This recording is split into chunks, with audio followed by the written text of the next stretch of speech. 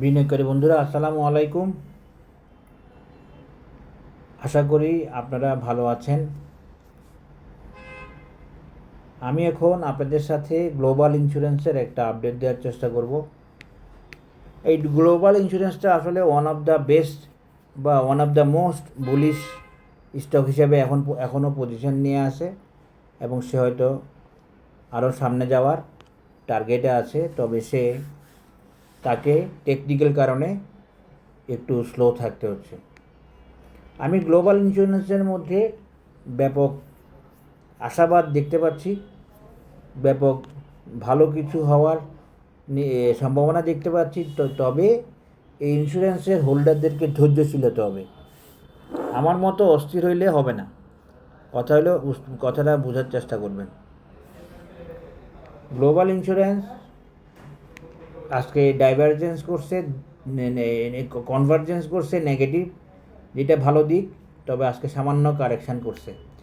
এই কারেকশানগুলো আপনারা মনে রাখবেন, সম্পূর্ণ ক্যালকুলেটেড বিষয়। আমি বলতে পারবো কেন এই রেড ক্যান্ডেলটা করছে, কেন এইখানে এরকম করছে, কিন্তু এত ডিটেলস বলা এখানে সম্ভব না, বলা যাবে না, ভিডিও অনেক বড় হয়ে যাবে। তো এখানে গ্লোবাল যেটা করছে আজকে সেটা যেমন ওকে আছে, গ্লোবালের বর্তমান পজিশনটা ওকে আছে, গ্লোবালের সব কিছু ওকে আছে, বাট গ্লোবালকে একটু স্লো থাকার প্রয়োজন আছে। এই বাজারটা শুধু প্রাইস নির্ভর বাজার না, এই বাজারটা টাইম নির্ভর বাজার। এই জন্য আপনারা দেখছেন ইন্স্যুরেন্স 4 বছর পরে মুভ করতেছে। কেন ইন্স্যুরেন্সের গ্যামলাররা, ইন্স্যুরেন্সের প্লেয়াররা, ইন্স্যুরেন্স স্টেক হোল্ডাররা কি বছর বছর ইন্স্যুরেন্সকে বাড়ানো কমানো করে ব্যবসা করতে পারতো না? কেন পারে না? এটা হচ্ছে হিসাবের বাজার, এটা হচ্ছে টাইমের বাজার, এটা হচ্ছে ম্যাথমেটিক্সের বাজার, এটা ক্যালকুলেশনের বাজার। আপনি যা ইচ্ছা তা করতেই বাজারে পারবেন না, পারবেন না, পারবেন না। আপনি পারবেন, অনেক কিছু করতে পারবেন যদি আপনি সেরকম হিসেব করে, অনেক আগে থেকে সেরকম হিসেব করে ক্যালকুলেটেড ওয়েতে আগান, তাহলে আপনি অনেক কিছু করতে পারবেন। হিসাব মেনে অ্যাডজাস্টমেন্ট করে তারপরে আপনাকে আগাইতে হবে।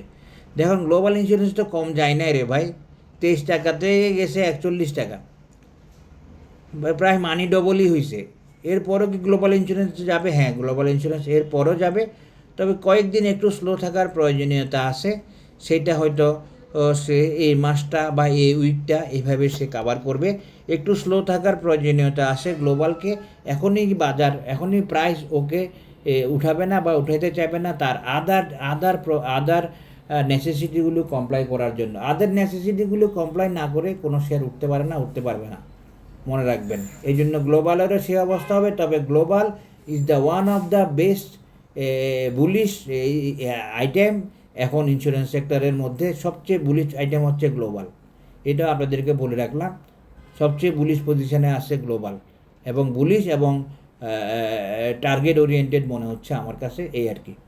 এখন আমি গ্লোবালের একটা মেজারমেন্ট দিব। আমি জানেন, আমি এখন আপনাদেরকে আমার সবগুলো অ্যানালিসিস তো প্রায় ওকে হইলো। ইউনিয়ন লাস্টে যা দেখাই দিলাম, ইউনিয়নও দেখাই দিছি ওইটা। কারণ কি?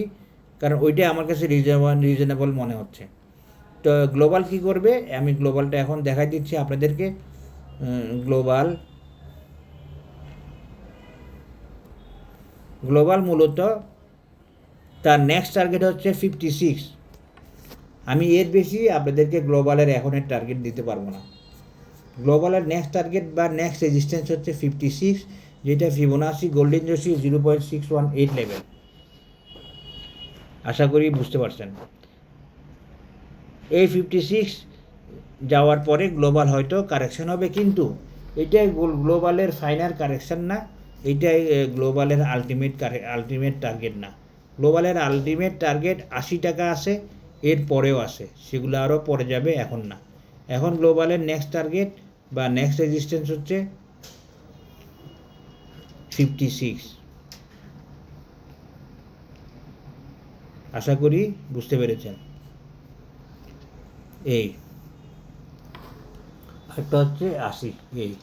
তবে এখন আমি 80-র কথা বলবো না, এখন আমি শুধুমাত্র 56-এর কথা বলবো। এটা মনে আমি আগেও বলছি।